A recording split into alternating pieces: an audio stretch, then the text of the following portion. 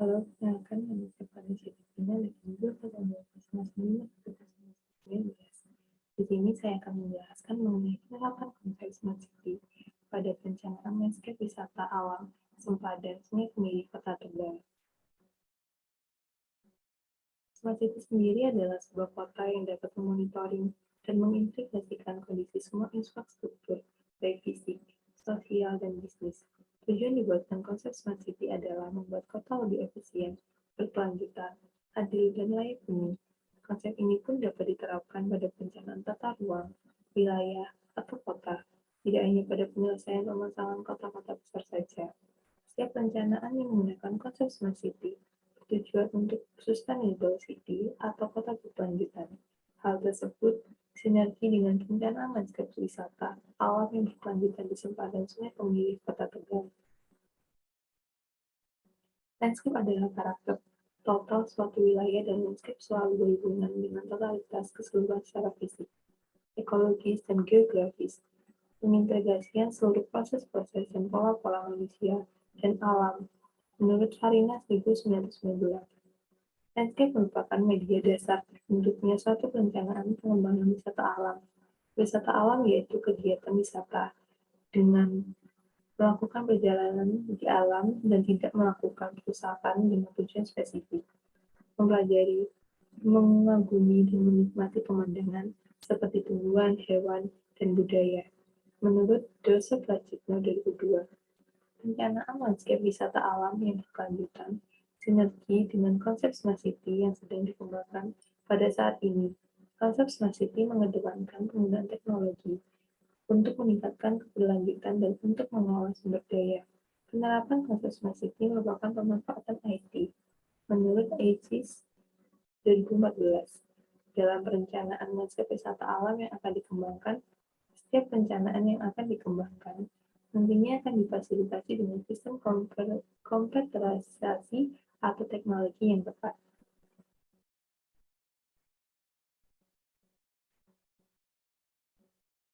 Metode penelitian yang dilakukan adalah metode kualitatif.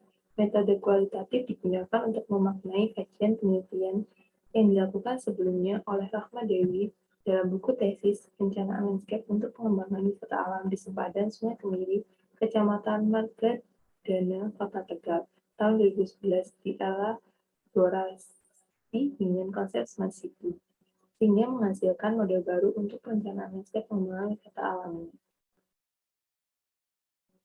Pembahasan kali ini yaitu penerapan konsep Smart City pada perencanaan landscape wisata alam di sempadan Sungai Kemiri merupakan langkah awal yang dapat dilakukan oleh pemerintahan di Kota Tegal sebelum menerapkan konsep Smart City di skala aspek. Kota Tegal pada saat ini belum termasuk kota yang menerapkan konsep Smart City. Penerapan Smart City ini harus dilakukan edukasi atau pelatihan pada pembuatan kebijakan terlebih dahulu atau pemerintah. Pada saat itu kemudian masyarakat melakukan edukasi dapat berupa pelatihan di bidang informasi, teknologi atau IT, dan memilih instansi-instansi yang berperan pada kegiatan wisata alam sepadan Sungai Kemiri. Begitupun pada pihak swasta atau investor.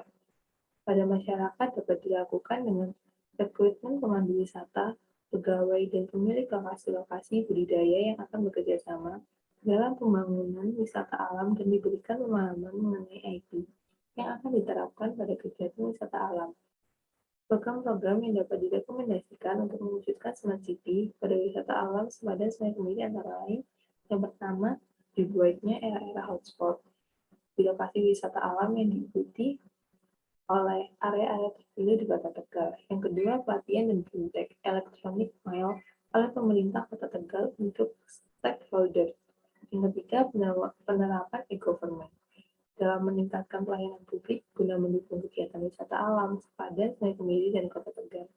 Yang keempat, penyediaan alat sensor pintar untuk pencegahan kerusakan alam di sepanjang sepadan sungai yang akan digunakan untuk kegiatan wisata. Yang kelima, penyediaan alat sensor mendeteksi bencana yang akan terjadi sepanjang sepadan Sungai Kemiri. Yang keenam, pusat informasi wisata.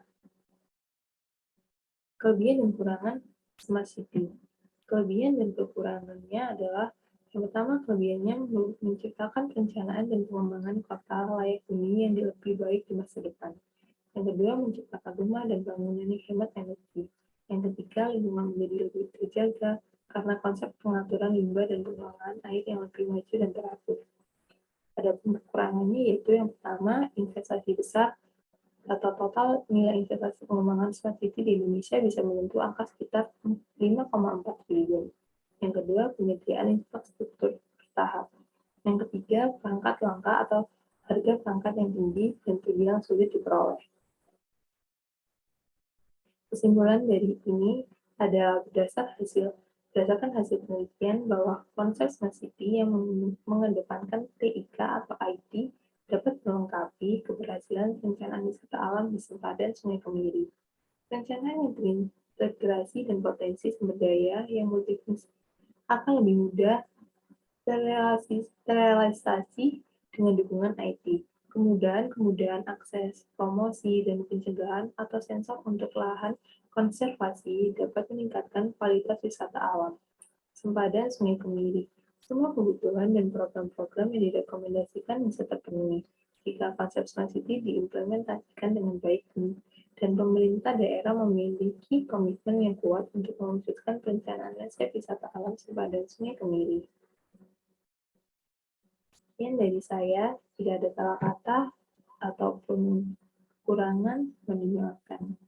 Terima kasih.